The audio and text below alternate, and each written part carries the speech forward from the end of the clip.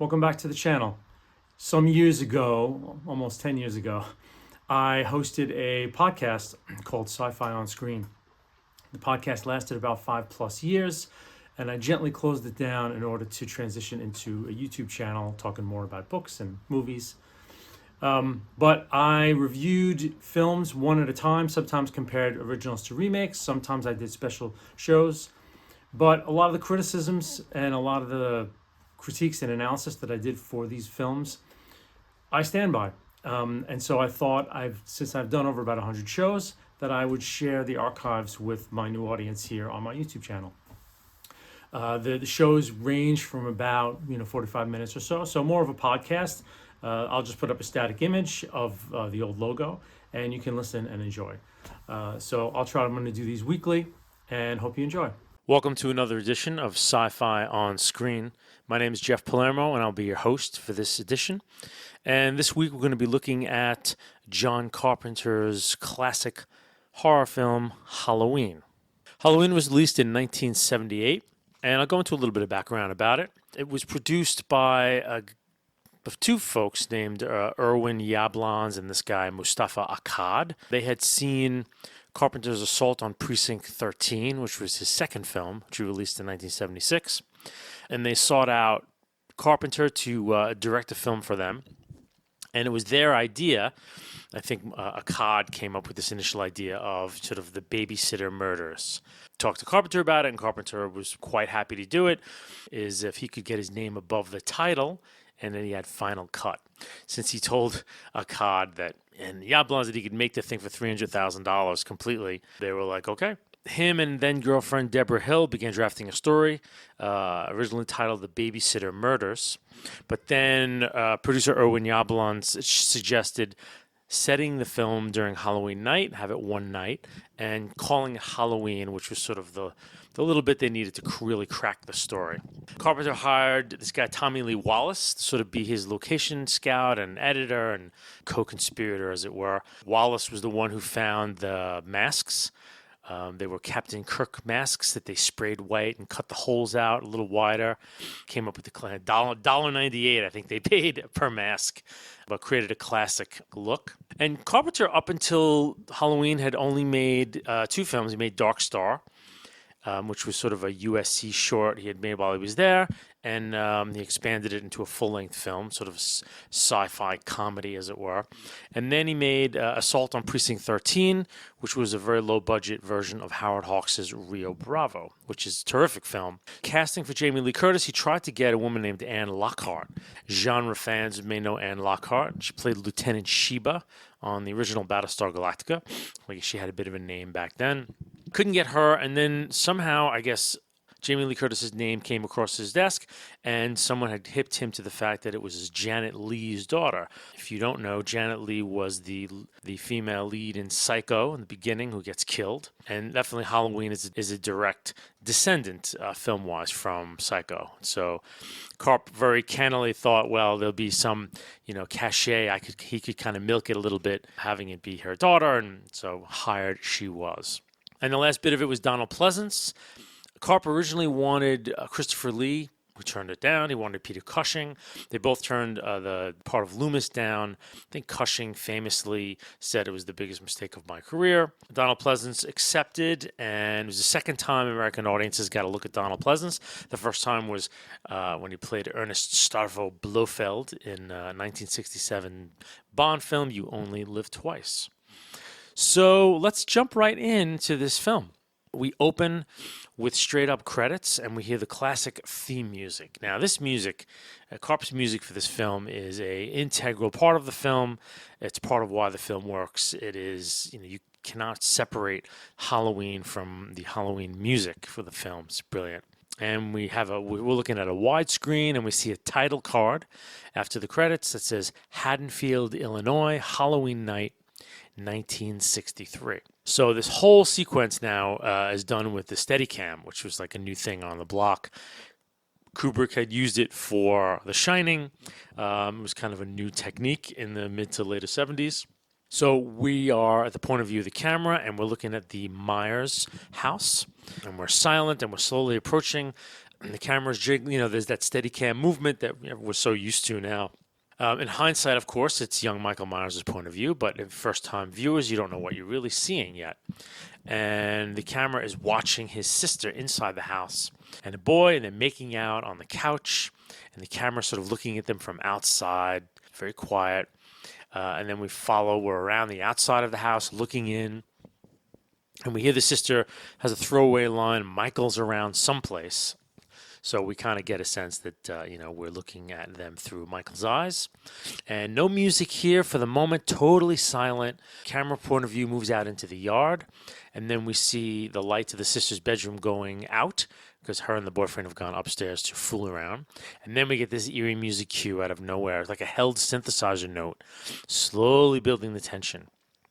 No music, just the one note. The camera enters the house in the back, and then we hear a little bit of sort of sad piano music, a very sinister cue. A hand reaches out past the camera, takes a butcher knife from the drawer, moves through the living room to the den, very slowly. Carp's really milking it here, very smart. So it has been a while, and the sister and the boyfriend have had sex, and the boyfriend is heading down the stairs, puts his shirt on, and he leaves. Then the camera ascends up the stairs. The music volume slowly increases. We hear the grandfather clock ring, and now we see the point of view of the camera. The character puts on a mask, and so the camera now is limited to seeing through two eye holes. And so we're walking into the sister's room. She's naked. She's combing her hair in front of a mirror, and she's not very worried about her brother standing there. And then we see a knife, very psycho. We see the knife come up and go down, and the sister is, screaming.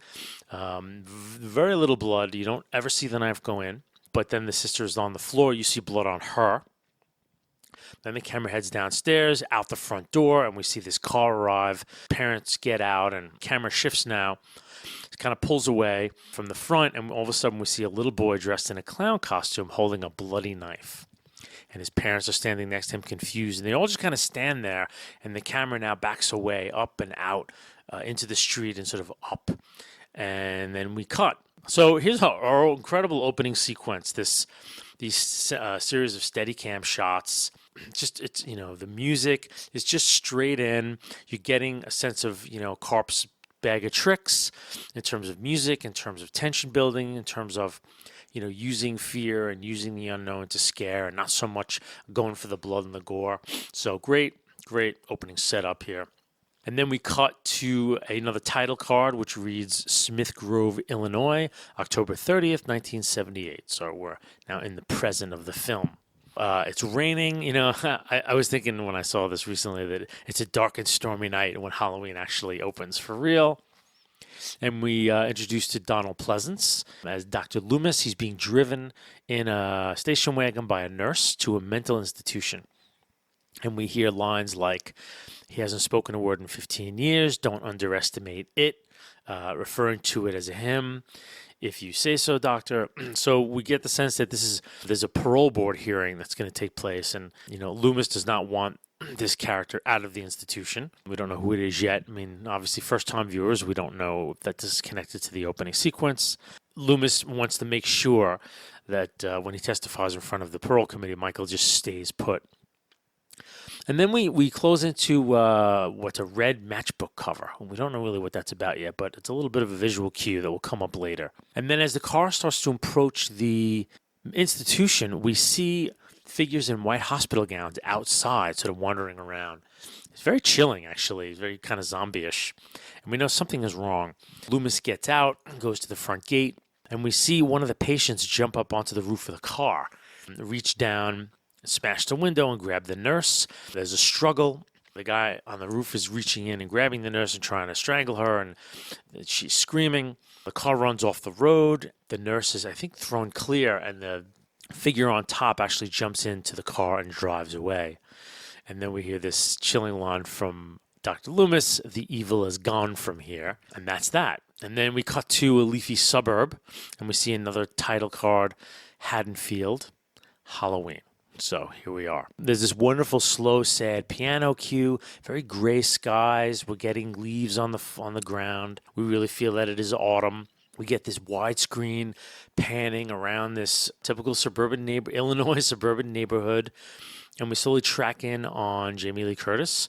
Her character is named Laurie Strode. She comes out of her house, and her father is telling her to leave a key at the Myers place under the mat. The father is a real estate dealer. So she's walking towards the Myers place by herself. And we feel there's something about Curtis in this role that we immediately feel a little bit sad for her. She seems kind of forlorn and kind of sad and down a little bit. She runs into the little boy she's going to babysit later on, and she tells him that, we're going to play this, we're going to do that.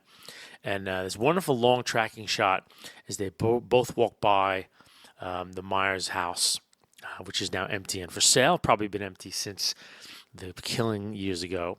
So Laurie is walking up to the front door to put the key under the mat. Now we're looking at her from inside the house. And there's a little bit of a scrim, like the screen door that's behind the window of the real door. And as Laurie walks away, we see this figure moving partially into the foreground, accompanied by a brief sound cue, and it's startling. And it works so well because of this languid setup, the long takes, these tracking shots, this bucolic kind of sleepy Illinois suburb, right? You're not really expecting anything. And everything's done very slowly and, with long takes. And then you have a quick sudden move and you're out of your seat, and it's to me, it's why Karp is the best at this, and no one will ever do him better in terms of this type of movie, since he pretty much, if not created it, mastered it in one film. There's nothing cheap here. All his scares and all his thrills are earned. So we also hear odd breathing, which is going to be part of this character. And while Laurie's walking away, a figure moves into the screen and we're outside the house. We hear this odd breathing and we see sort of the side of a body, but we don't know much. It's very ominous. But he's just standing there breathing as Laurie walks away. So Loomis now back at the Institute is talking to the head of the Institute, and we're talking about Michael. So we know that Michael Myers, the child killer, 20 years now, has escaped. And Loomis thinks he's heading for Haddonfield. And he's like, I know where he's going, but he doesn't kind of tell the audience why, just that he is going back there. Then we cut to Laurie sitting in class, and we have this, little thematic thing where the teacher is talking about fate. And I think the line goes, quote, no matter what course of action Colin took, he was destined to his own fate. I didn't look it up. I'm sure it's from some book. Maybe not. Maybe they wrote it in. But it's, in a sense, to me, I think Karp is talking about, and I'm going to refer to Michael Myers as the Shape because that's how it's referred to in the script. And I think that's how Karp envisioned it. Like, yeah, it's Michael Myers in there, but Karp really envisions this character as what's called the Shape, and it's just evil. It's taken the form of a man, but it's not a man. It's not human. It's completely and utterly evil. So, and I think that this little bit of a throwaway line in the school is him underlining that this is not Michael Myers. This is fate in human form. Cannot be stopped. And it's somehow Laurie has a destiny. Is destined to encounter this Shape or this fate of hers. So Laura's in the back of the class. She looks across the street and she sees a drab station wagon. And there's a man standing behind it looking at her. And it's like immediately, it's a very creepy scene because you don't kind of make him out right away. You're looking at the car and then there's this ghostly pale face behind it looking at her. And he's standing behind the car just looking at her. It's really a great moment, very creepy moment. And then we cut to after school is out. The boy Laurie is going to be babysitting is teased by older classmates about the boogeyman, and the boogeyman's going to get him, right? And this is the other part of the thematic bit of this movie is that, this boy is so frightened of the boogeyman, and he actually will meet the boogeyman in the guise of the Shape before this movie is out. And he's carrying a large pumpkin, and they tease him to such a degree that he falls on it and it smashes. And then the boys run away, and the camera tracks one of these boys as they run, and it runs right into the Shape. But we don't see the figure's head, just the jumpsuit, which we get used to, this drab service station uniform. And it's there's a brief jarring sound cue as well. It's really cool. It's a great shock. But this continues to get better as the boy walks away.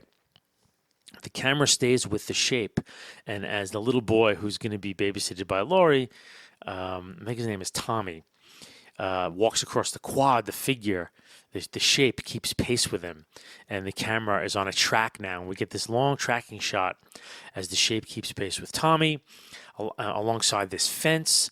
And then the shape gets into a car and slowly trolls behind Tommy, following him, keeping pace. Like it's a whole stalking sequence. Really creepy. And then drives very slow right next to him, looking right at him. And then the car moves off.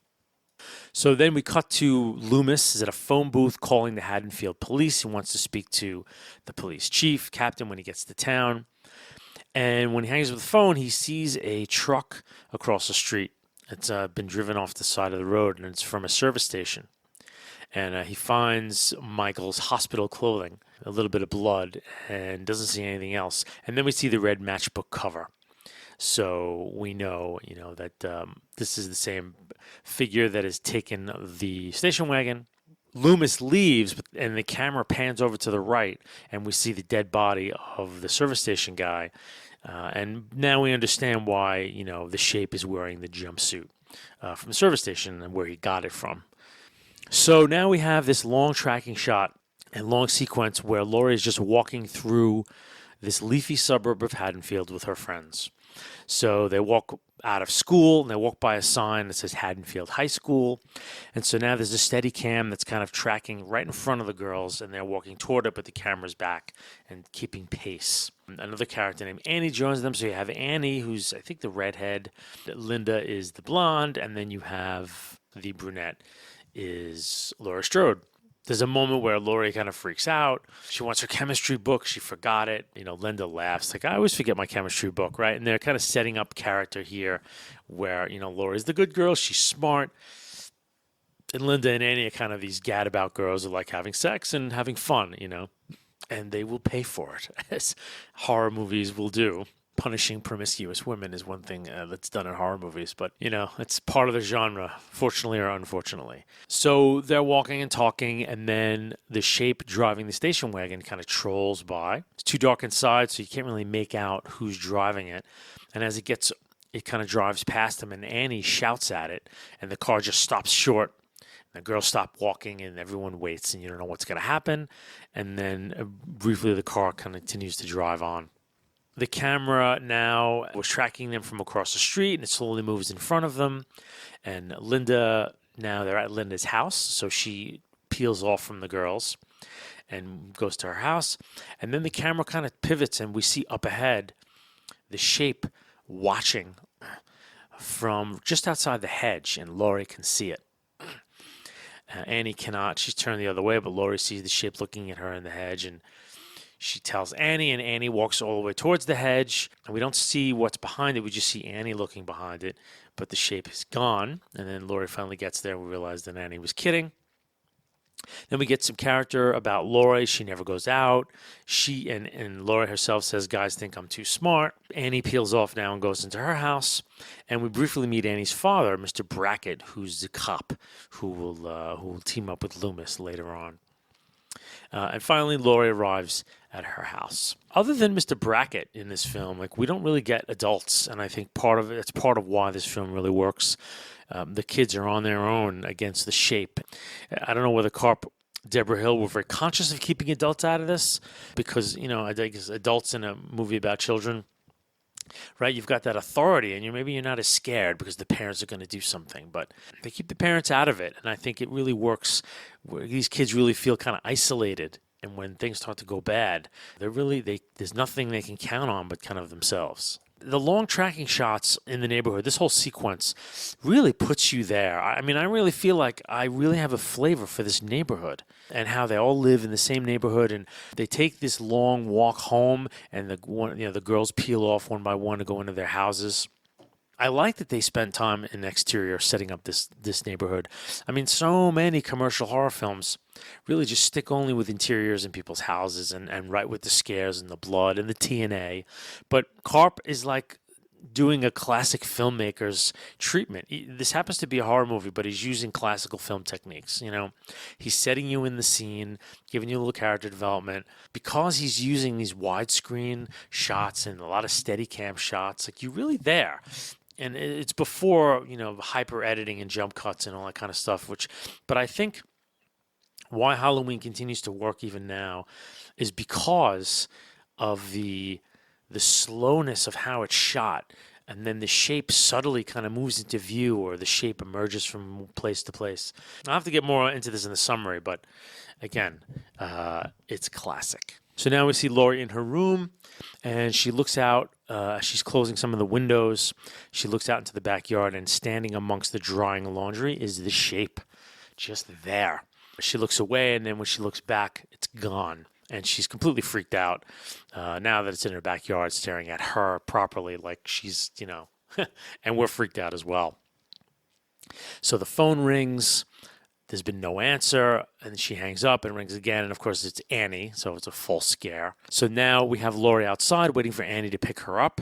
We see some shots now, more of the neighborhood. We see trick-or-treaters kind of in costume going around, more scope of the neighborhood. And then we cut to the Haddonfield graveyard.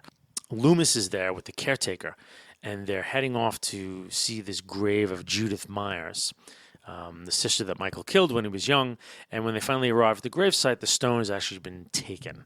So very creepy. So now we are in the car driving, and Annie and Linda are giving Laurie shit for being a goody two-shoes constantly. The station wagon, however, has been following them, and we can kind of see that, and they're not aware of it. We see Laurie smoking a little weed, which is nice. She's not so goody two-shoes. She took a few tokes to kind of relax herself. They all run into Annie's father. So they're driving, and they see Annie's father in front of the hardware store, and he walks over to the car, and we find out that someone broke into the hardware store, stole some Halloween masks, rope, and knives. Of course, we know it is the shape, and what he's going to do with these items, we haven't yet seen. So the girls drive off, but the camera stays behind, and Loomis arrives. And this is him the first time talking to Brackett. Across the street, we see the shape in the station wagon, and as Loomis is talking to Brackett, it drives right behind him and past him. Even with her friends in the car, there's really a sense of Laurie as a character that she's having a real tough time of it in high school. Very sad, very lonely high school girl. But we're with her, and I think that's very important in a horror movie that you're with your heroine, and they tend to mostly be heroines. That's part of the deal. Also, Jamie Lee Curtis is really good. I mean, it's more the presence of her as an actress. She's just kind of still in this character. There's something very winning about her in it. She's not doing a lot of acting, but her presence is really magnetic in a sense that I think really centers the film. And we're with Laurie, at this moment. So then we cut back to the Myers home, and Brackett and Loomis are walking around in the house. We hear that it's been empty since the murder. They find a dead dog inside the house, which was freshly killed, and Loomis says he got hungry. So the shape eats dogs, which is gross. And they go upstairs. The house is really creepy. The plaster is peeling. There's no lights. And in one of the rooms, while Loomis is explaining to Brackett about the murder, a gutter breaks loose and smashes into the window right near him. It's a good scare. And again, it's not super cheap because we're in the Myers house and, we're waiting for something to go, bump in the night. And so this gutter happens. And, you wonder, is Michael on the roof or is it just, happenstance? And then Loomis gives us his brief monologue about his experiences with Michael. He has dead eyes, and that he hasn't spoken for like 15 years, and that he's pure evil. This isn't a human being anymore.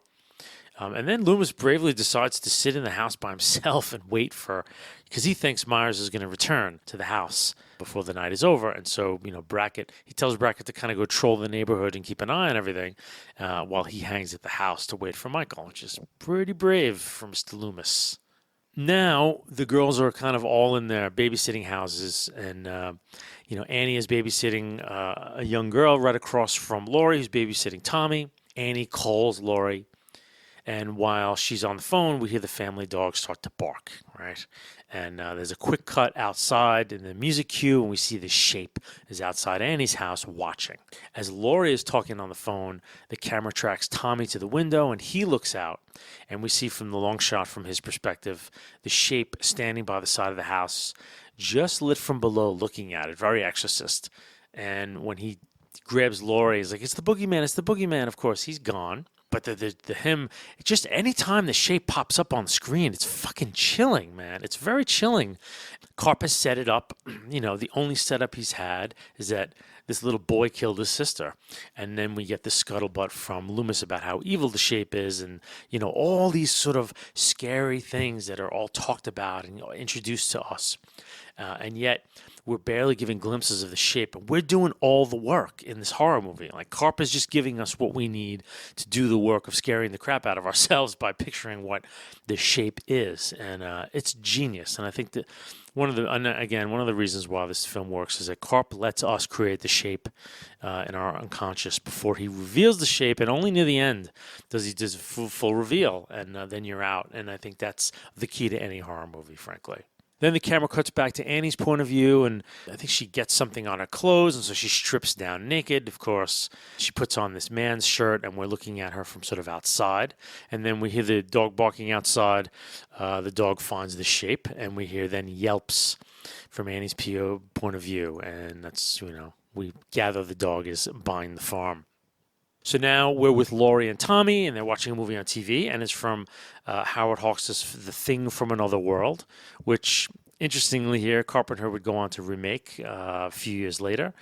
To my mind, and it's also a Howard Hawks film, who he loves, to me, the shape at Myers / Michael Myers has a lot in common with the James Arness Thing from Another World, and how it never speaks, and it's just this hulking thing that, stalks the scientists and the workers at this Arctic retreat, this Arctic base, as it were.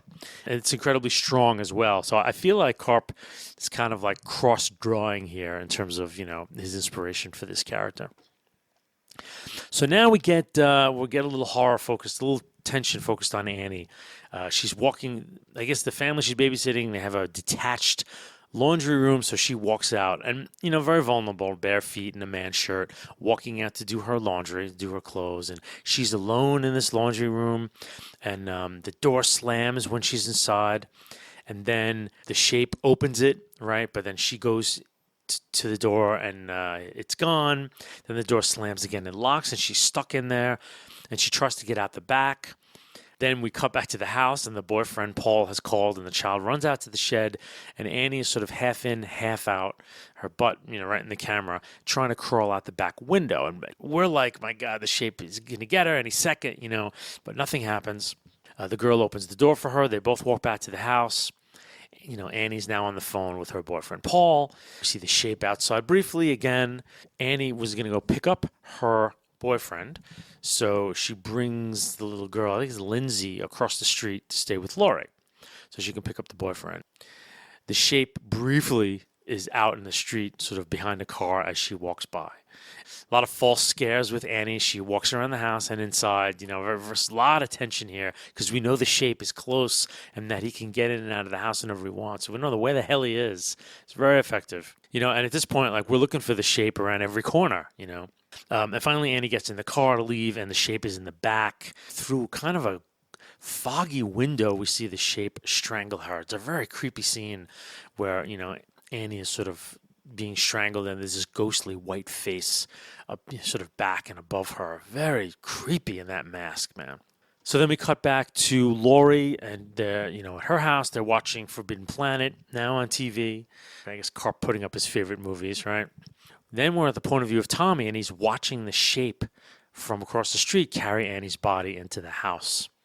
And this is this whole boogeyman thing where he's, Tommy's the only one who can see the boogeyman, and no one else believes him. And then we cut to outside the Myers house. It's evening now, and he watches some kids go up to the house, and they dare each other to go inside, but of course he scares them away. And then we get a little false scare as a hand comes down on his shoulder, but it's Brackett. And they have a brief discussion, and Brackett heads off again, and Loomis is still there waiting. So now we're back to Annie's house. Linda and her boyfriend Bob have come by, and we're going to kind of use the bedroom of the house But Annie's not home, so they just kind of, they just go in. They enter into the tradition of, which I guess Carp kind of started, of high schoolers who have sex, getting killed. Annie's, from their point of view, Annie's gone to find her boyfriend, so the house is empty. So they're making out on the couch, but the camera pans back to show that the shape is inside the house watching them. Really crazy, really creepy. And again, they're having sex in bed, and the shape shadow plays over them, so the shape is watching them, just right there with them. And, nails are being bitten, and it's very, very tension-filled. And then we have this amazing scene where we're just waiting for the boyfriend to get it, because Bob comes downstairs. Kitchen is pitch black. He gets a beer, and he notices that the back door is open, and there's tons of tension. No music, but lots of tension. And he shuts the door. In a moment, we think, okay, the shape hasn't come in yet. And as he turns, the shape just comes out of this closet and just holds him by the throat, lifting him off the ground. And then there's this moment when he's choking him and has him up against the wall, up. The shape kind of pulls the knife up before he stabs. And it's like a perfect placement where there's some light that glints right off of it. And there's just one shot of it stabbing down, just one motion.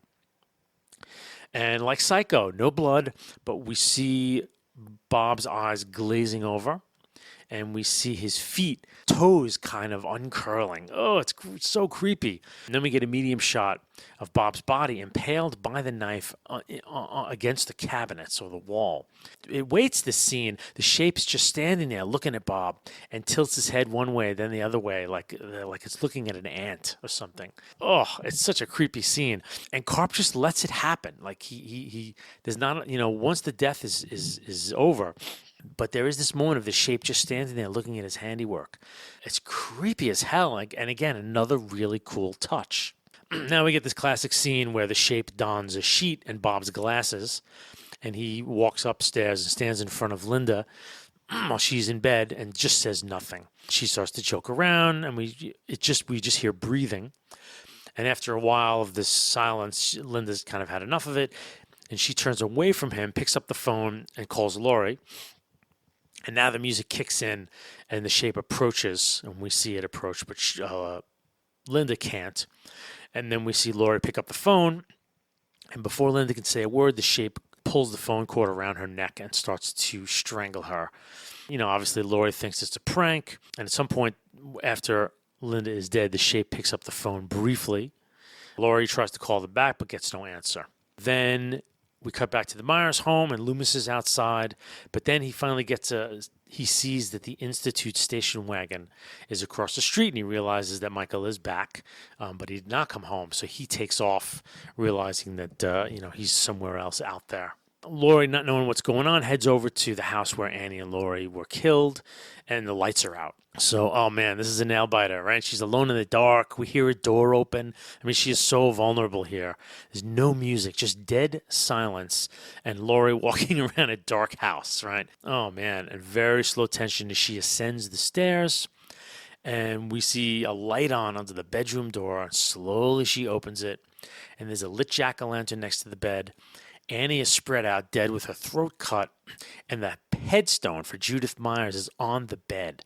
And then Laurie kind of starts crying, and she kind of, leans into a closet, and Bob's body flops down from being stuffed up in like one of the upper closet shelves.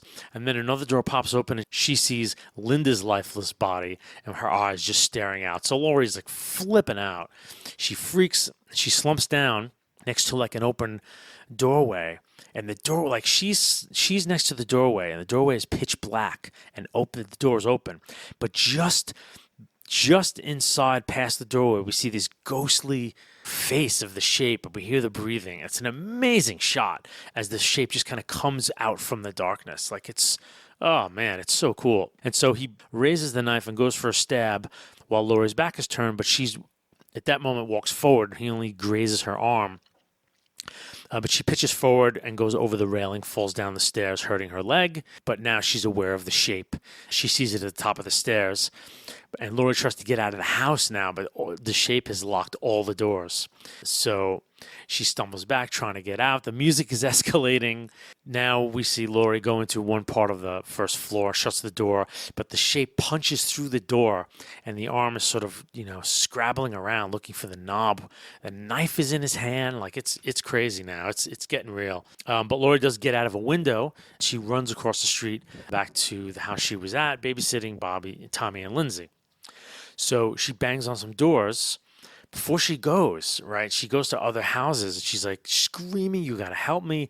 And people think she's crazy. They shut the lights off and they don't help her. And again, this is this moment where there are no adults. There's no one around. Like Laurie is fucked and she's got to figure this out on her own, or it's curtains, And it's a very chilling moment, almost as chilling as the shape of the inhumanity of the neighbors not to help this poor woman who's freaking out. Really, really a cold wind blows through this movie when that happens. But we see the shape now slowly walking across the street, headed right for her. And she's standing at the front door of the house. Of course, she forgot her keys, so she throws something at Tommy's window to wake him up, and the shape is coming. The phone is out, and Tommy's like tired, and he kind of rubbing his eyes, going for the door slowly while the shape is coming towards her straight away. And it's really good tension. And finally, the door is open, and Laurie's in. The shape has cut the phones, so, she can't call anybody. But she does see an open French door, so we know that the shape is inside, and we hear breathing as well. And Laurie just kind of collapses down on the floor, but she grabs her knitting needles. And when Michael tries to stab her, she hits him in the neck with one of the needles, and he drops. Now, Laurie grabs the knife that he had dropped. But of course, she feels like she thinks it's over, so she leaves the knife. And then we cut to Loomis walking around nearby and Brackett. And they're desperately trying to figure out, where he is. So Laurie now limps upstairs, and she finds both the kids. And as she's talking to the kids, the camera's looking over her shoulder. We see the shape appear behind them, quite unkilled. She locks the kids in their room. So she attempts to trick the shape by opening sort of the French doors to the room she's in, but she hides actually in a closet. And the shape, of course, does not fall for it. There's a great moment where she's hiding in this closet, and he's like pushing at the doors, trying to get in. And finally, he punches his way through and pulls on a light. And Laurie grabs a wire hanger and jams it into one of his eyes. And he drops the knife, and she stabs him. Finally, he falls, apparently dead. Yes, apparently dead. And again, she throws the knife away right next to him and limps out the door. And so she sends the kids down the street to get some family to call the cops.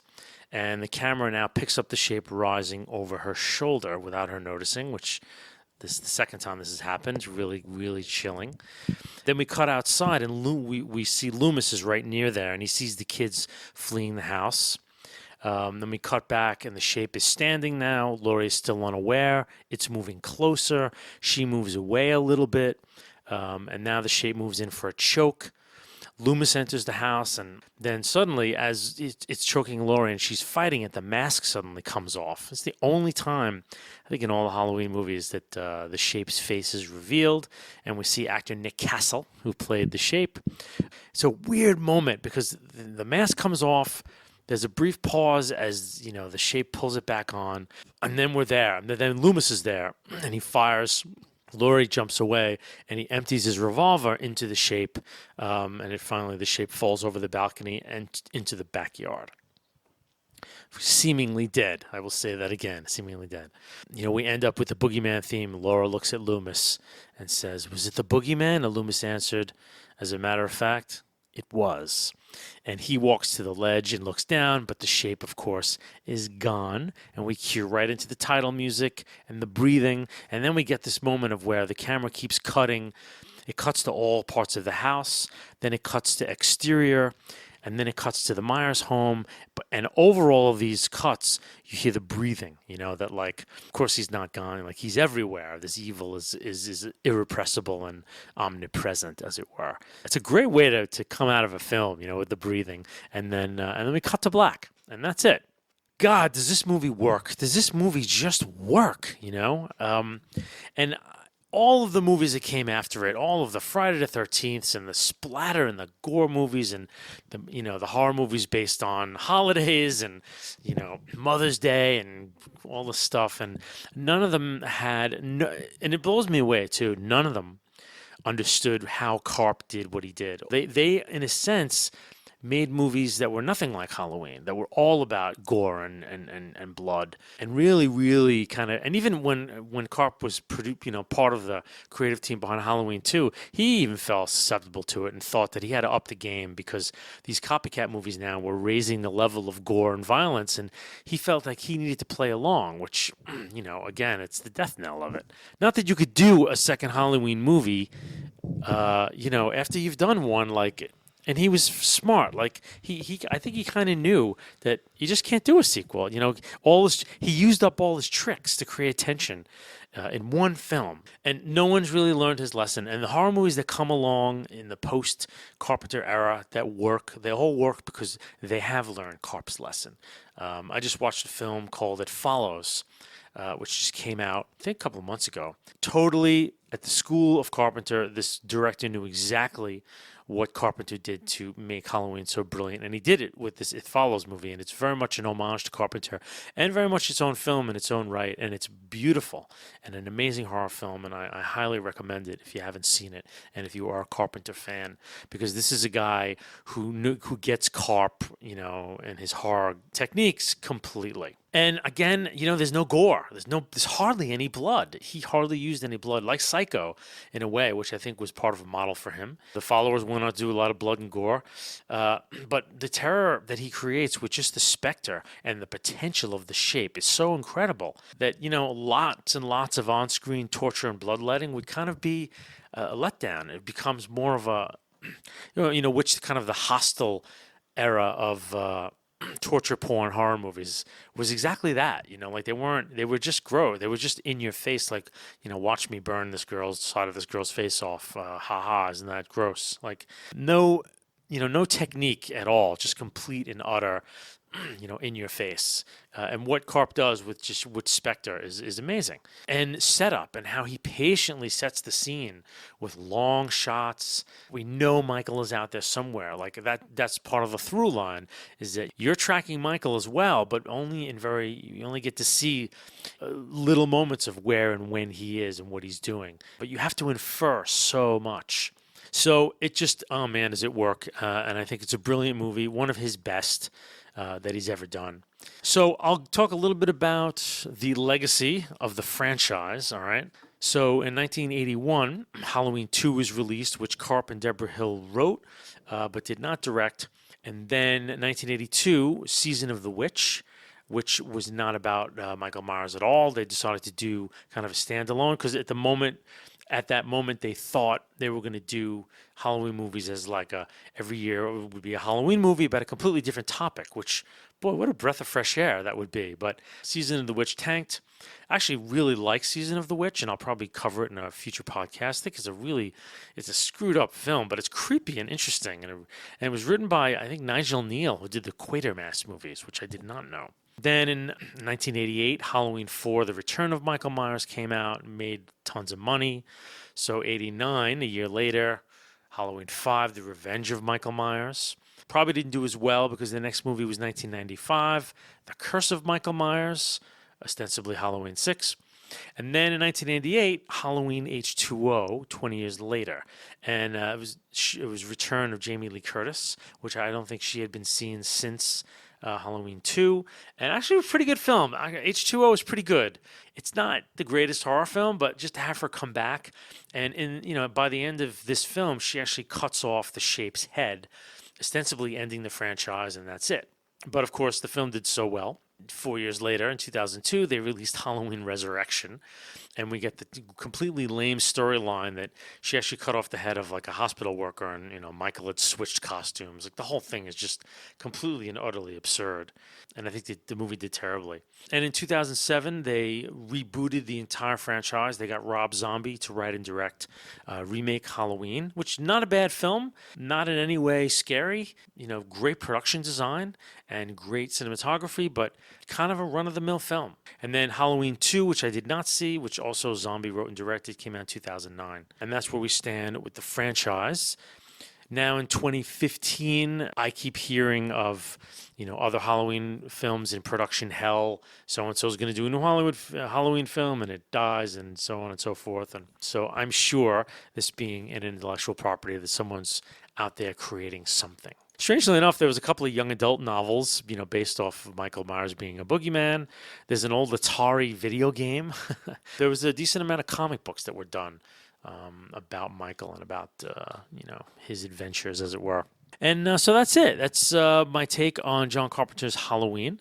I hope you enjoyed it. Really love the Carp, and I'll probably do almost all of his films in future podcasts. You can find us at sci-fionscreen.com, Facebook page, Sci-Fi on Screen. We're also on iTunes. We are searchable on any smartphone podcast app. You can just type in Sci-Fi on Screen. You can subscribe, and as new episodes drop, you'll be the first to get them. Just want to thank everyone for listening. Had fun talking about the Carp, and I'll see you next time.